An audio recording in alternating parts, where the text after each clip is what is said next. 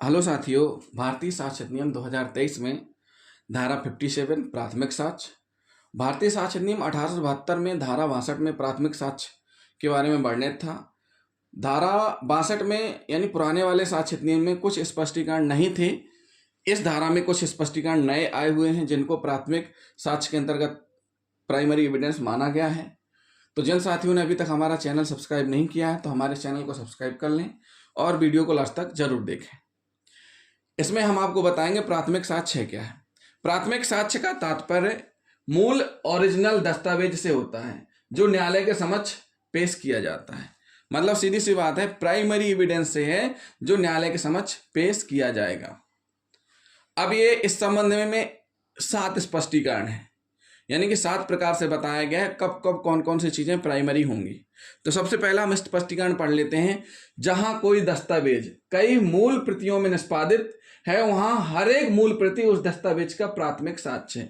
कोई एक दस्तावेज कई मूल प्रतियों में तैयार किया गया है, मूल मतलब ओरिजिनल प्रतियों में तैयार किया गया है, तो जो तैयार हुआ है हर प्रति, जितनी भी प्रतियों में तैयार हुई हैं वो क्या कहलाएंगी? प्राथमिक साक्ष्य कहलाएंगे। कोई भी एक विषय अगर 100 कॉपी में तैयार हुआ है और 100 में ही ओरिजिनल साइन है तो 100 के 100 क्या माने जाएंगे? मूल प्रति माने जाएंगे उस दस्तावेज के, और वो मूल प्रति क्या कहलाएगी? प्राथमिक साक्ष्य कहलाएगी। तो ये कहला गया स्पष्टीकरण 1। स्पष्टीकरण 2 क्या कहता है? जहां कोई दस्तावेज प्रतिलेख में निष्पादित है। अब देखिए यहां थोड़ी सी भाषा आपको समझनी पड़ेगी, कठिन है थोड़ी भाषा। जहां कोई क्या बोल रहे हैं? जहां कोई दस्तावेज प्रतिलेख में निष्पादित है, काउंटर पार्ट्स में। क्या है? Counter parts. प्रतिलेख मतलब काउंटर पार्ट में निष्पादित है, और एक प्रतिलेख पक्षकारों में से एक पक्षकार, जो एक प्रतिलेख है एक में से एक पक्षकार या कुछ पक्षकारों द्वारा निष्पादित है। जो प्रतिलेख है या एक पक्षकार निष्पादित कर रहा है या कुछ पक्षकारों द्वारा निष्पादित किया जा रहा है, केवल एक के द्वारा या कुछ पक्षकारों द्वारा निष्पादित किया गया है, वहां हर एक प्रतिलेख उन पक्षकारों के विरुद्ध जिन्होंने उसका निष्पादन किया है प्राथमिक साक्ष्य है। इसको हम सही तरीके से और समझा रहे हैं सरल भाषा में। जब कोई दस्तावेज प्रतिलेख के रूप में बनाया गया हो और एक प्रतिलेख पर एक ने या दूसरे प्रतिलेख पर दूसरे पक्षकार ने हस्ताक्षर किए हो, मतलब उसका काउंटर पार्ट बनाया गया है। काउंटर पार्ट बनाया गया है, एक प्रतिलेख जो तैयार हुआ है, एक प्रतिलेख जो बना है उसमें एक पक्षकार ने साइन किए हुए हैं, और जो दूसरा प्रतिलेख तैयार किया गया है, जो दूसरा प्रतिलेख है उसमें दूसरे पक्षकार के द्वारा साइन किए गए हैं।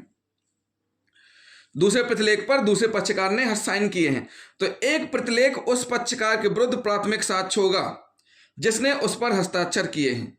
मतलब सीधी सी बात है, एक प्रतिलेख जो तैयार हुआ उसमें एक पक्षकार ने साइन किए, दूसरा तैयार हुआ उसमें कुछ दूसरों ने तैयार किए हैं, दूसरों ने उस पर तैयार प्रतिलेख में हस्ताक्षर किए हैं।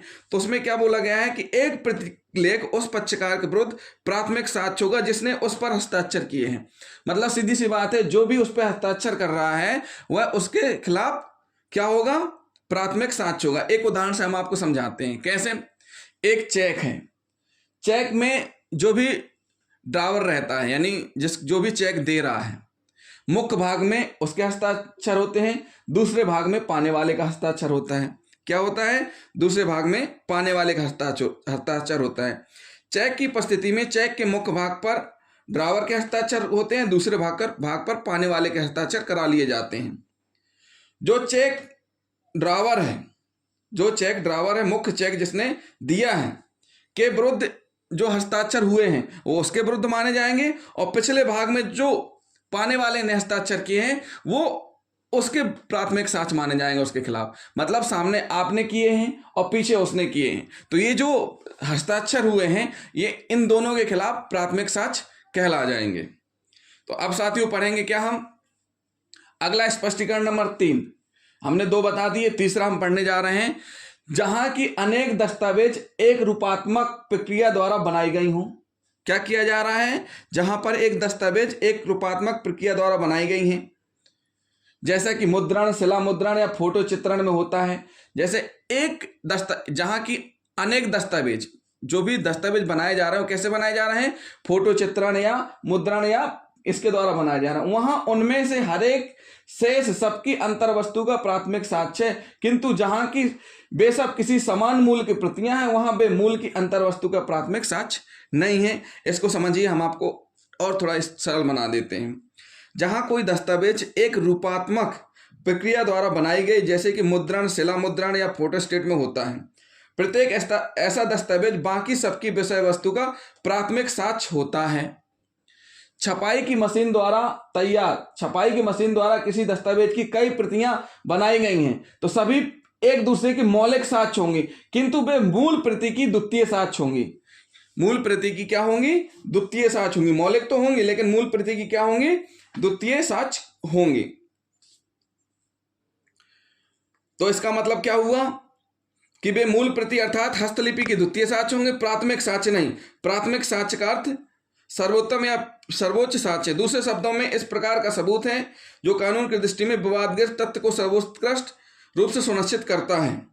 तो सीधी सी बात है, यदि छपाई की मशीन द्वारा किसी दस्तावेज की प्रतियां बनाई गई हैं तो सभी एक दूसरे की मौलिक साक्ष्य होंगी। क्या होंगी?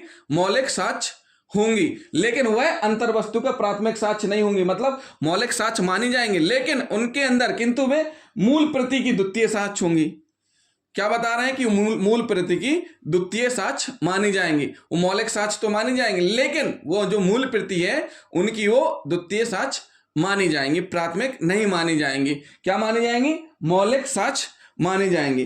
तो साथियों, इसमें हमने आपको समझाया, क्या समझाया कि स्पष्टीकरण फर्स्ट, स्पष्टीकरण 2, स्पष्टीकरण 3, ये 3 स्पष्टीकरण धारा 57 प्राथमिक साक्ष्य के भाग 1 के अंतर्गत हैं। अब हम भाग 2 में साथियों धारा 57 भारतीय साक्ष्य अधिनियम 2023 भाग 2 में हम आपको कुछ नई चीजें बताने जा रहे हैं जो कि नई जुड़ी हैं इस भारतीय साक्ष्य अधिनियम 2023 में। तो कौन कौन सी हैं वो आप समझिए, थोड़ा सा ध्यान देने वाली बातें हैं।